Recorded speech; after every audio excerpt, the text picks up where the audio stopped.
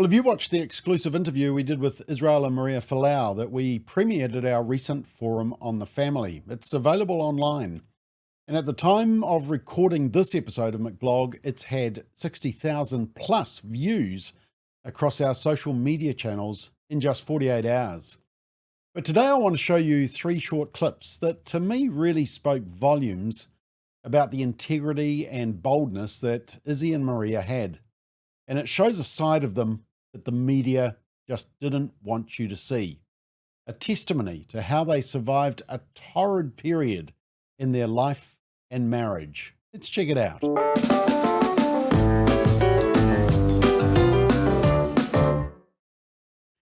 So as we explain in the introduction to our interview with Israel and Maria Folau, we've always wanted to interview them, to hear their side of the story, to find out how they coped through a tumultuous period and what effect it had on their faith and on their marriage and family. It's never been fully told, and we've only ever received the one-sided media narrative. Israel and Maria graciously agreed to our request for an interview, and so in July I sat down with both of them at their home in Brisbane.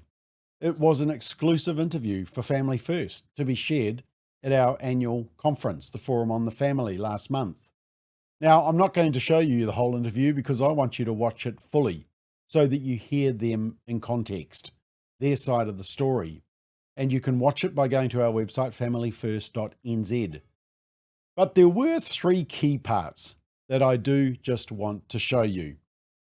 The first clip, now obviously there was huge focus on the word hell and that infamous image that Izzy posted. And so I asked him direct about that and what was his motivation. And of course then comes out the infamous hell meme. Yeah. And, you know, drunks, homosexuals, adulterers, liars, fornicators, thieves, atheists, idolaters, they need to repent. I really just wanted to ask you, we know who was upset by this, but were you contacted by any drunks, adulterers, liars, fornicators, thieves, atheists and idolaters? No, I didn't hear from anyone that had that problem or struggled with that. So just tell us about why you posted this. Yeah. You know, where did you get it? What made you do it? And did you have any inkling of the firestorm that was going to result from posting this? Well, I had no idea. I had no idea that as I was about to post this post that I was going to get my contract terminated. That was the truth. But I just felt really convicted in my heart to really share that, and it is confronting when you see that, and it's like, wow, that's not a really feel good message, or doesn't give you any a warm feeling. But the truth, it's the truth, you know. Like and I just wanted to. That was my heart around that. But I always share this. A couple of months before I actually posted that, I was praying and asking God to really put me in a position to test my faith.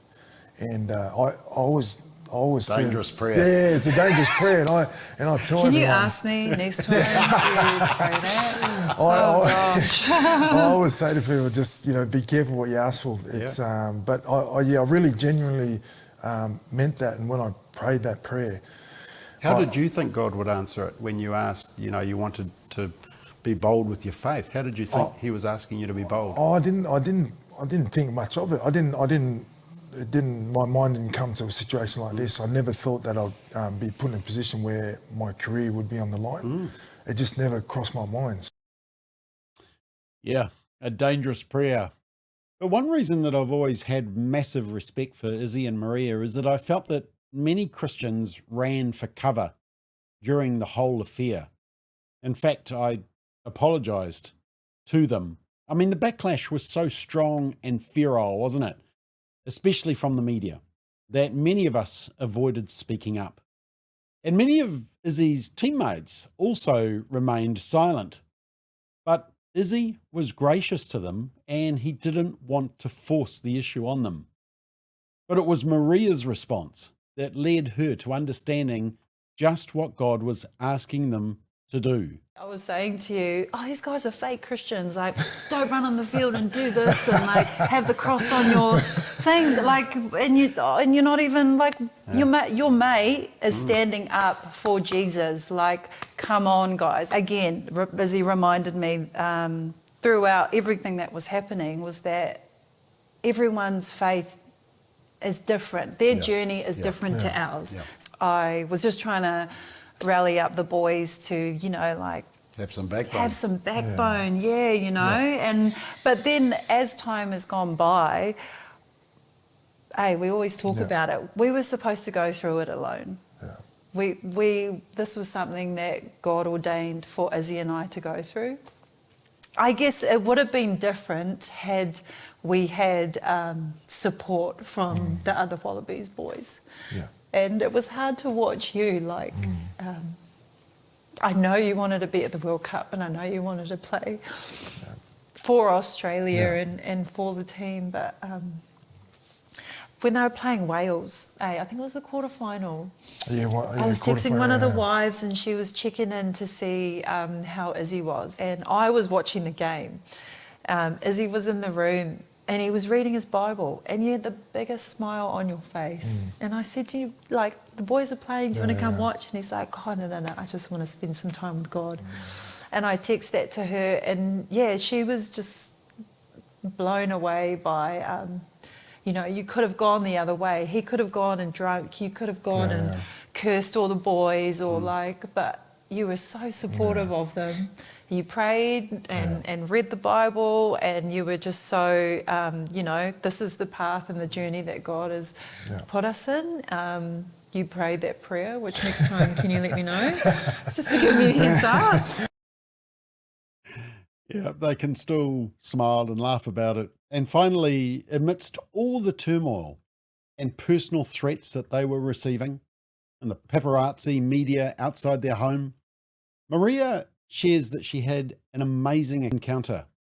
And remember that she was relatively new in the faith, but this event spoke to her significantly. Just had enough, and I was sitting in the car and I was going to a cafe, and on the street that I was that I had parked on, there was no left or right turn.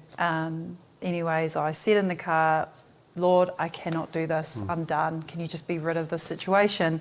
You were in Sydney at the time, eh? Yeah, I was. And then I got out of the car, was walking to the cafe, and I met this English guy, and he stopped me and he said, you need to bask in God's love. And I was like...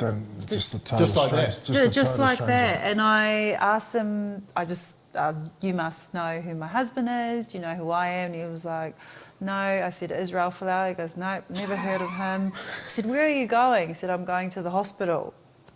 The hospital was that way, the opposite way. Anyways, I passed him. I turned around like within seconds and he was gone. And I truly do believe that God sends angels in human form. And he was there to remind me that, like, you're going to be okay. Like, I chose you to stand next to this man and go through the storm and this fire, and you will do that, and I'll be with you all the way. You'll be fine. And so your question, that was when I knew, like, that we had to go through this together, and that he had chosen me before I was born, that this was going to happen and that you were going to marry Izzy, and this was your life, was to follow me, go through a bit of persecution here and there, but also bask and enjoy the fruits and the love of Jesus. So, Yeah, I'm going to stop there because I want you to watch the full interview in context. It will give you an insight into a beautiful, brave, bold Christian couple.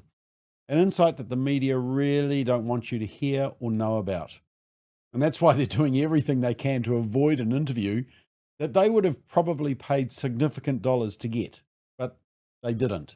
Because Izzy and Maria simply couldn't trust them. Do you blame them? Why not grab a coffee now and watch their full interview? You'll be encouraged, and I pray that your own spine will be stiffened.